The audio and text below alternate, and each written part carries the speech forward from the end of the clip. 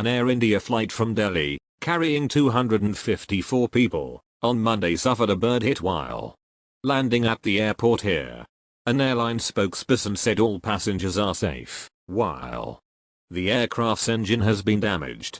There were 254 people on board, including the crew, and all are safe, the spokesperson said.